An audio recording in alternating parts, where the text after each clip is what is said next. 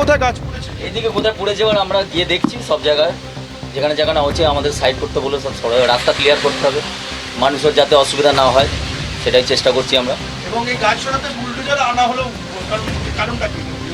এটা তো বড় গাছ, এগুলো মানুষের দ্বারাও সম্ভব নয়, সেই জন্যই গাড়ি দিয়ে আমরা সাইড করে দিচ্ছি যাতে রাস্তাটা ক্লিয়ার করার জন্য। আর কোথায় কোথায় গাছ?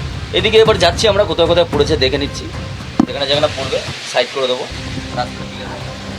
তুমি শুনতেই পেলে যে যেমনটা বলা হলো যে এই শুধুমাত্র স্ট্যান্ড রোডের প্রিন্সেপ ঘাটের কাছে এখানেই নয়, এই ময়দান একদম সৌমিত্র, তুমি যে ছবি দেখাচ্ছ প্রিন্সেপ ঘাট থেকে বাবুঘাট যাওয়ার যে রাস্তা, সেখানে গাছ পড়ে বিপত্তির সৃষ্টি হয়েছিল, তবে সেই গাছ আপাতত সরানো হয়েছে। বিভিন্ন জায়গায় গাছ পড়েছে, একের পর এক সেই ছবি আপনাদের সামনে তুলে ধরছি।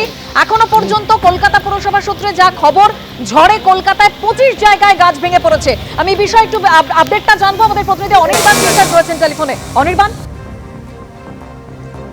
কলকাতা পুরসভা সূত্রে আমি জানতে পারছি যে শহরের প্রায় 25 জায়গা থেকে কিন্তু কলকাতা পুরসভার কন্ট্রোল রুমে গাছ পড়ে যাওয়ার খবর এসেছে। এর মধ্যে গুরুত্বপূর্ণ রাস্তা হিসেবে রাসবিহারী অ্যাভিনিউ রয়েছে, আলিগঞ্জ রোড রয়েছে, আমেরিকান সেন্টারের সামনে গাছ পড়ে যাওয়ার খবর এসে পৌঁছেছে।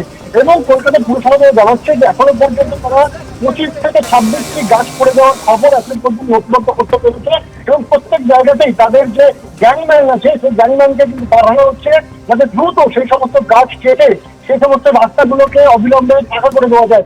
একই সঙ্গে তোমাকে জানিয়ে রাখবো যে কলকাতা পুলিশের যে ডিএমজি রয়েছে তাদেরও একটা টিম কিন্তু রাস্তায় নামছে, কারণ তারাও কিন্তু চাইছেন যত দ্রুত সম্ভব এই রাস্তা সেই রাস্তাকে পরিষ্কার করে নেওয়া যায়। পুরসভা সূত্রে বলা হচ্ছে যে এখনো পর্যন্ত যে তথ্য এসে পৌঁছেছে তার কারণ প্রতিনিয়ত কিন্তু কলকাতা পুলিশের কলকাতা পুরসভার যে কন্ট্রোল রুম সেই কন্ট্রোল রুমে ফোন বেঁধে চলেছে এবং এক একটি ফোন রিসিভ করলেই সেখান থেকে কিন্তু গাছ পড়ে যাওয়ার খবর আছে। কিন্তু এখনো পর্যন্ত যে খবর 25 থেকে 26টি জায়গায় গাছ পড়েছে, যার মধ্যে অনির্বাণ, অর্থাৎ বিভিন্ন জায়গা থেকে যেরকম তুমিও বলছিলে গাছ পড়ে আসার খবর আসছে, ইতিমধ্যে কলকাতা পুরসভা থেকে যা খবর 25 জায়গায় গাছ ভেঙে পড়েছে।